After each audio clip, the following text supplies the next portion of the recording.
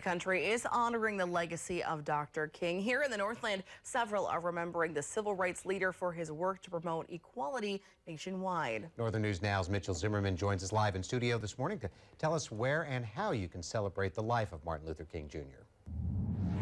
Yeah, good morning, guys. Today's holiday always falls around what was Dr. King's birthday, officially being recognized by all 50 states by the year 2000. Here in Minnesota, the state recognized the holiday in 1984, and here in the Northland, that recognition continues with events planned all across Duluth this morning and afternoon to honor his legacy.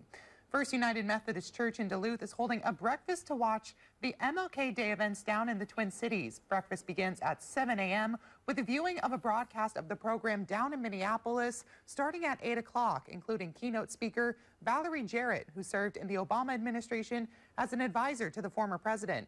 And starting at 10 this morning, the Family Freedom Center and Neighborhood Youth Services and the Duluth NAACP will gather at the Washington Center gym. Following that, a march starting at the gym will make its way through Duluth.